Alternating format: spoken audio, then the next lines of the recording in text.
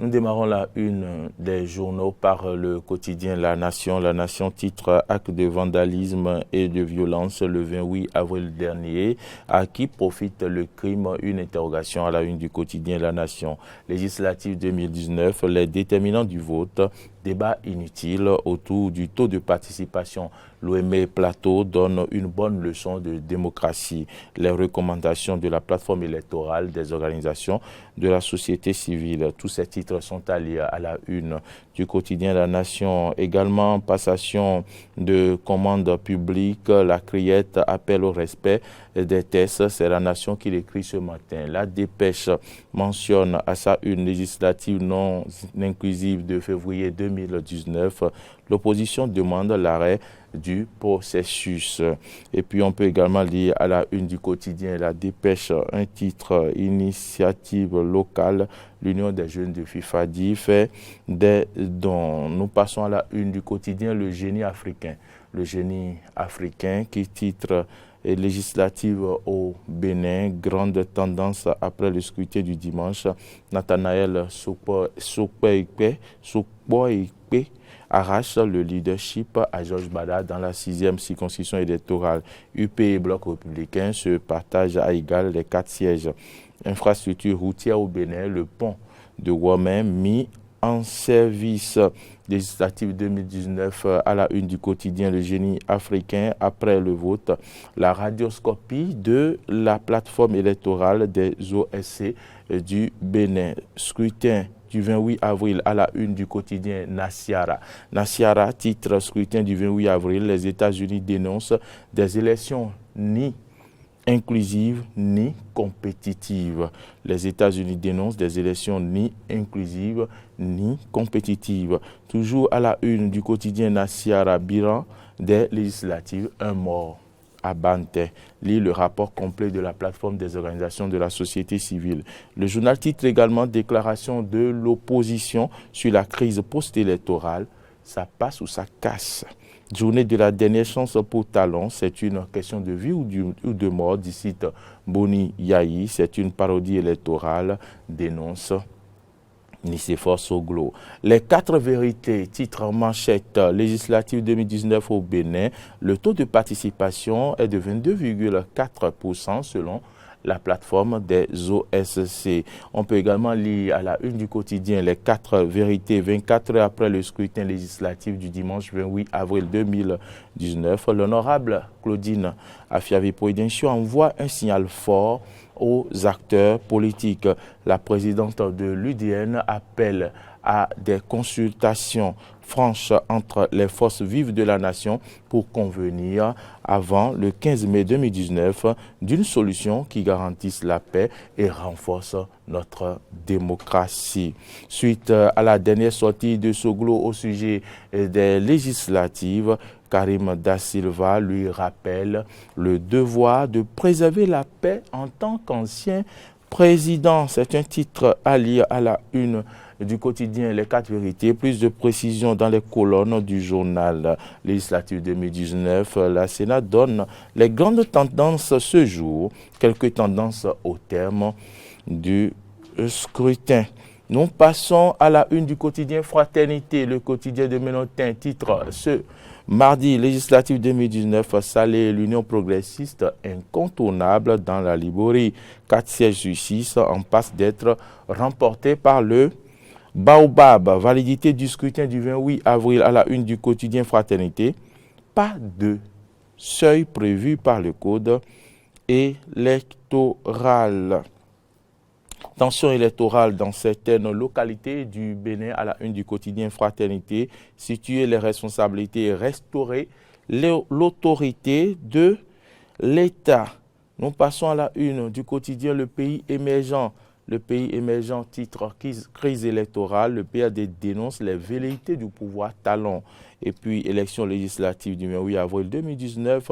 Le Pays émergent titre toute l'opposition donne un dernier ultimatum à Talon et lui demande de renoncer sans délai à la confiscation du pouvoir législatif. Boni Yahi 2 points. C'est une question de vie ou de mort. Nicéphore Dieudonné Soglo, 2 points. Je suis fier du peuple béninois qui s'est maintenant abstenu en infligeant un cinglant démenti à Patrice Talon. Je suis fier du peuple béninois qui s'est massivement abstenu en infligeant un cinglant démenti à Patrice Talon. La plateforme électorale des organisations de la société civile à la une du quotidien Le Pays émergent mentionne c'est une élection qui n'honore pas le Bénin.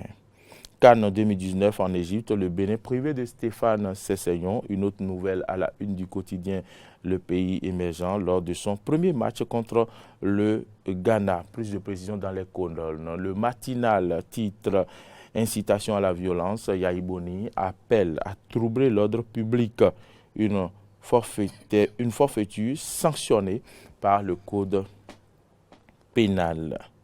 8e législature, les 83 probables députés à la une du quotidien, le matinal. Plus de précision au niveau des pages 2, 6 et 7.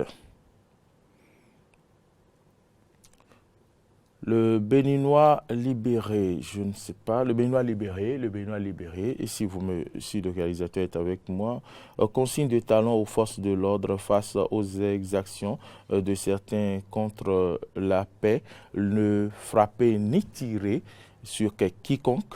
Il a déjoué les plans funestes des mécontents. Le Béninois libéré titre consigne de talon aux forces de l'ordre face aux exactions de certains contre la paix, ne frapper ni tirer sur quiconque. Il a déjoué les plans funestes des mécontents.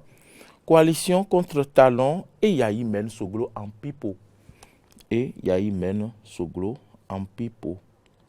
On peut lire également à la une du quotidien Le Béninois libéré, maîtrise de la violence autour du scrutin du 28 avril dernier à Parakou. Il faut décorer Tokor à Dambi. Et Gbadamassi, performance du BR au détriment de l'UP à Parakou. Sakalafia tombe et perd son dentier. Faible taux de participation au scrutin du dimanche dernier à la une du quotidien Le Béninois libéré. Les 4 raisons qui l'expliquent. Nous passons à la une du quotidien La Sentinelle du Golfe pour terminer la une des journaux de ce mardi. Freddy Loris Davor. Faible taux de participation des populations aux élections législatives du 28 avril 2019. Que faire? Une interrogation à la une du quotidien La Sentinelle du Golfe qui ajoute les partis et personnalités politiques membres de la résistance nationale exigent l'arrêt du processus électoral ce jour. Et puis la plateforme électorale des organisations de la société civile recommande de travailler pour éviter au Bénin toute situation de conflit violent lié au processus électoral. En dépit de tout, il urge de faire de la préservation de la paix au Bénin un impératif. Madame, Messieurs, c'est ici que s'arrête, que prend fin la une des journaux de ce mardi 30 avril 2019. Merci de l'avoir suivi. Merci Arnaud Mori Agoua.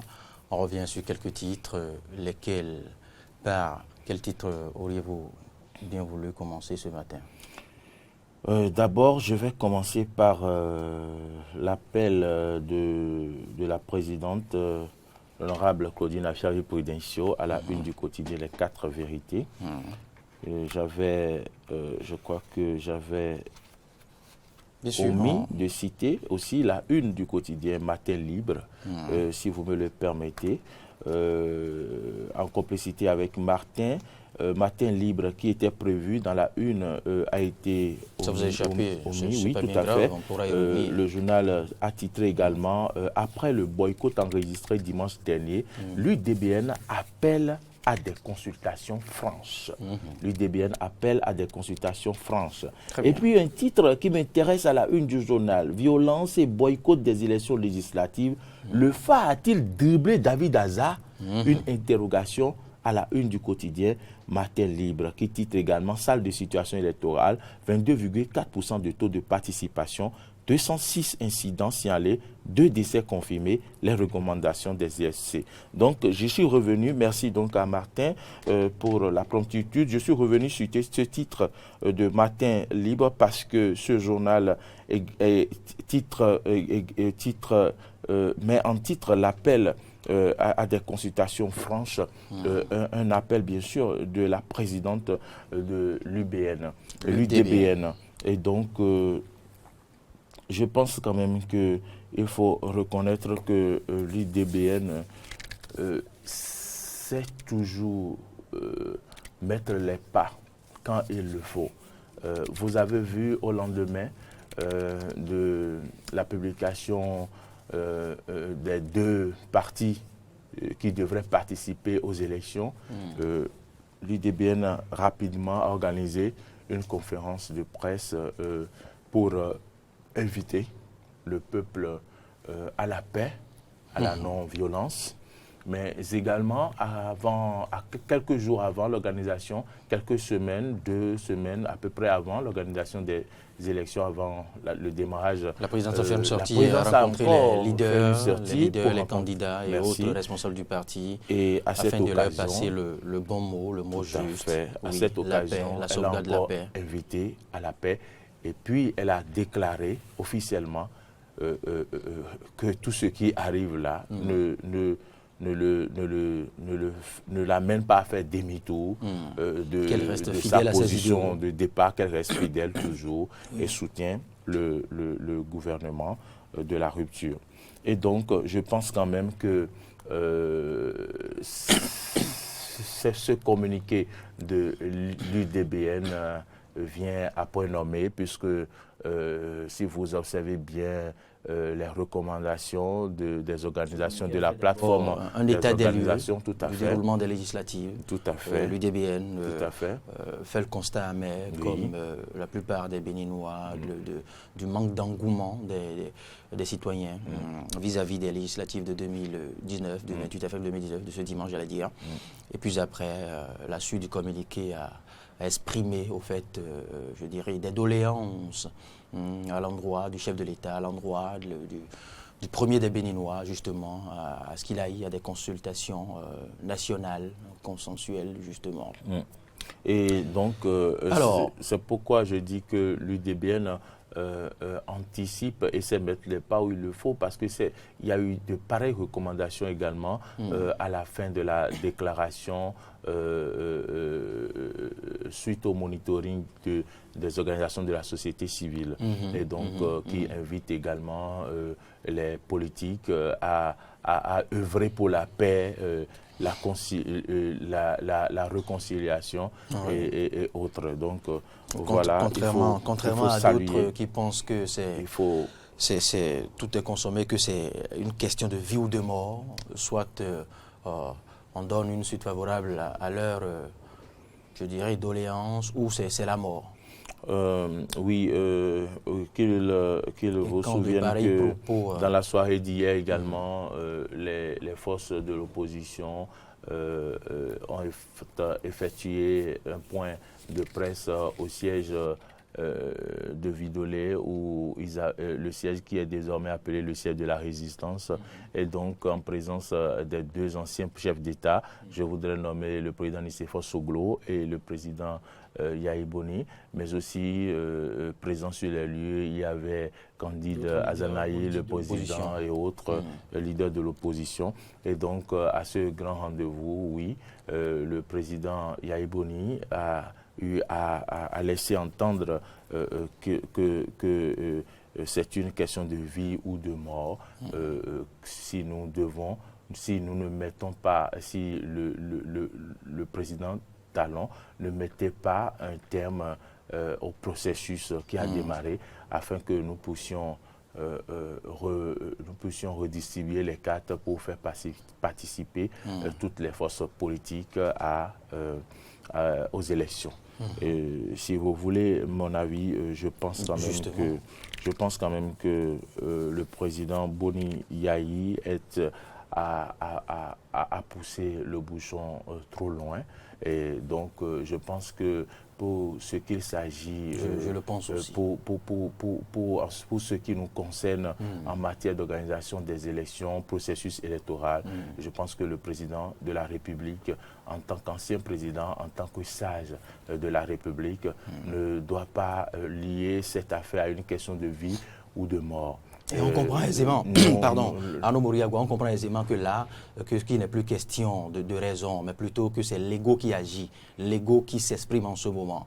Parce qu'on privilégie rien que l'intérêt de son camp, de son parti, de sa famille politique, à l'intérêt général. Je crois qu'on peut le dire ainsi, mais je comprends le président Yahi Boni qui, ayant gouverné pendant 10 ans, vous le savez, vous savez, le président Boni Yahi nous a montré à des moments donnés, l'opposition n'a jamais appelé à des moments donnés, son impulsion de lâcher des expressions données comme ils sont trop petits, je vais aussi faire appeler mes miens à sortir dans la rue et tout. Vous savez, en tant que président de la République, c'était déjà les prémices. Donc, il faut comprendre, je ne dirais pas que c'est les prémices, justement, je suis en train de démontrer. Si un chef d'État a eu le courage de... En fait, Freddy Loïs Davor, je suis en train de démontrer que parfois, sous le coup de l'émotion, le président Boni Yahi lâche des propos très forts qui amènent à tiquer. Mais quand même, je ne sais pas si véritablement dans ce contexte encore, il est très sincère, où il dit que c'est une question de vie ou de mort, il marchera, on risque de marcher sur moi. Et donc, je pense que nous devons savoir raison garder. Nous devons savoir raison garder parce que si le président, avant de marcher sur le président de la République, ancien président de la République, Boni Yahi, il va falloir marcher d'abord sur des milliers de Béninois. Je ne pense pas qu'il faille faire un coup de la gestion de l'émotion à l'ancien chef d'État. Nous ne sommes nous n'avons pas l'intention. Mais je pense que quand on appartient à un cercle aussi restreint, quand on a eu à assumer des responsabilités au plus haut niveau, au plus haut sommet de l'État. Il a même tenu ses propos devant... à 1 mètre de moi, à un confrère de France 24 qui lui faisait une interview. Et je pense que ça va passer sur le plan international. Et donc, quand même...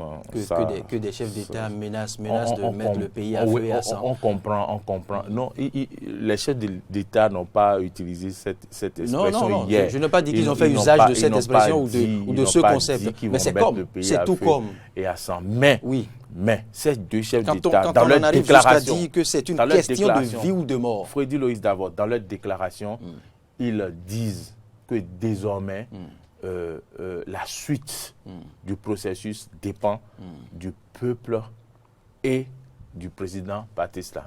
Oui. Donc, en quelque sorte, ce que je comprends, eux, ils estiment qu'ils ont fait de leur ressort, ce qui est de leur ressort, pour que nous n'en arrivons pas là. Nous n'en arrivons pas au stade où il y a eu des violences et même des morts. Que peut bien gagner. Et donc, pour la suite, ils ont invité le peuple à empêcher que ça continue ainsi. Et donc, c'est un peu ce qu'on retient de cette sortie. C'est au peuple. Et ces appels ont commencé bien avant les législatives. Arnaud Moriagua, vous avez suivi la sortie des deux anciens chefs d'État au marché d'Antopa. Vous avez suivi à peu près quels étaient les messages et vous avez eu la suite. Justement, la police républicaine a pu les canaliser, les ramener à la raison.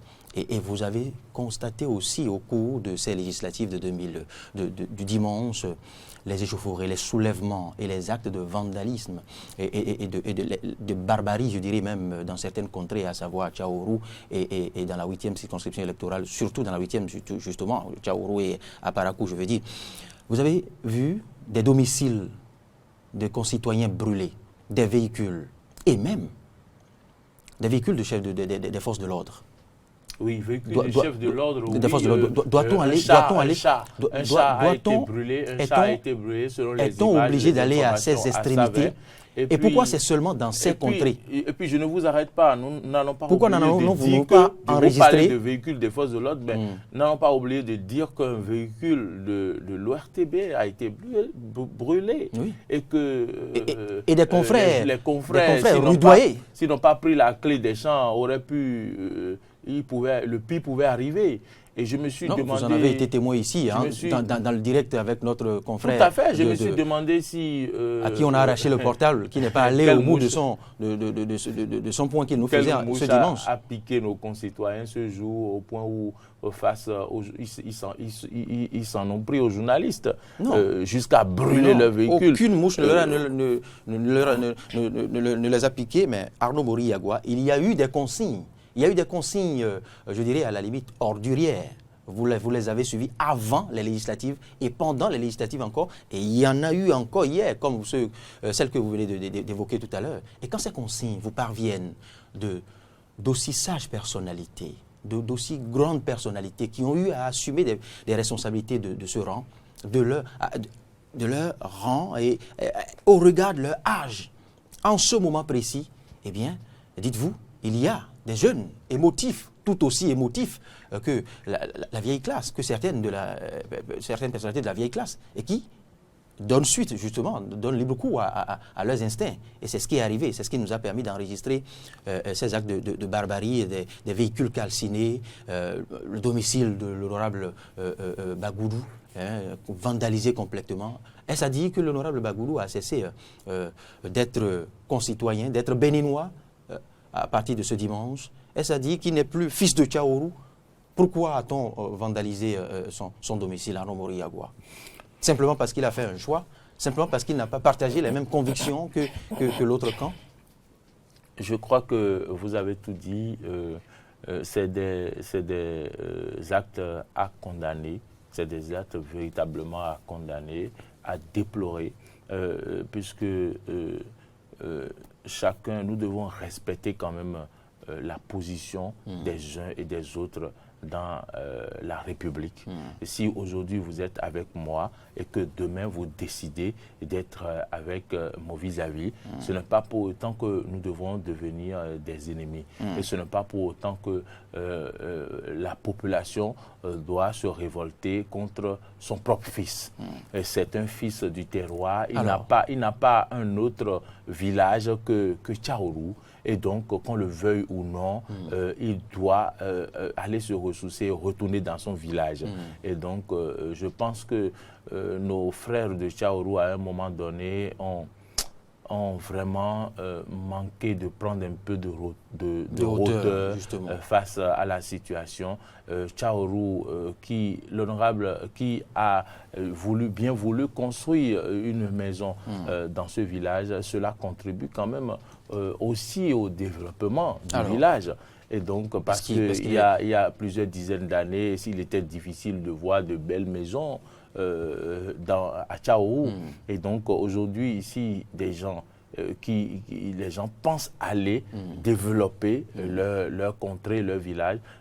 Il aurait construit ailleurs, qu'on dira qu'il est citadin, qu'il joue au moderne, qu'il n'aime pas son village natal. Et qu'au détour des élections, la population, les autochtones même se lèvent pour aller mettre feu au domicile de leurs frères. Je pense que c'est déplorable. C'est des faits à décourager. C'est bien triste. Freddy Loïs, d'abord, si vous me le permettez, je voulais également faire une autre analyse par rapport à ce que nous avons vu à la une de certains journaux ce matin, des journaux plutôt, et des personnalités politiques qui estiment déjà qu'ils ont brigué tel nombre de sièges dans tel département et que tel homme politique est en tête par rapport à l'autre.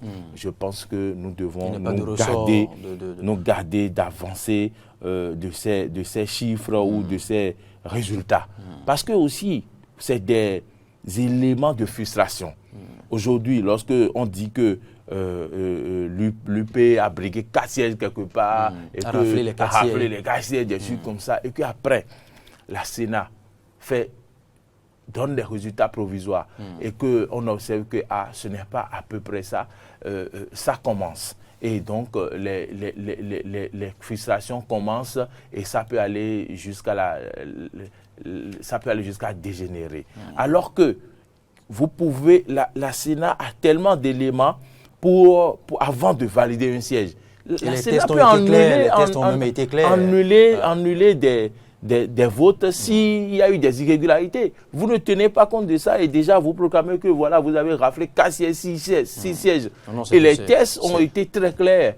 Dans ce sens, on a dit que nul ne doit proclamer les résultats avant les résultats provisoires qui doivent être officiellement donnés par la Sénat. Seule la Sénat. Et aujourd'hui, ça doit se faire si tout va bien. Aujourd'hui, et ce n'est pas tard. Ce n'est pas tard. Et demain, on peut commencer par avancer tout ce qu'on veut, mais il ne faut pas forcer la main et violer non plus le code électoral. Arnaud Mori-Yagua. Par ailleurs, Freddy Loïs d'abord, on constate bien que il y a dans plusieurs localités circonscriptions, les élections ne se sont pas déroulées. Carrément, les élections ne se sont pas déroulées. À ce propos, le code électoral... Du fait de certains badauds, il faut le préciser. Oui, pas parce qu'il y a un manque de matériel. Mais le code électoral peut-être a prévu un test à ce propos, un article à ce propos. Bien sûr. Et si il y a un certain nombre de postes de vote ou de moins... si le poste de vote atteint 50 ou il y a plus de peut-être 20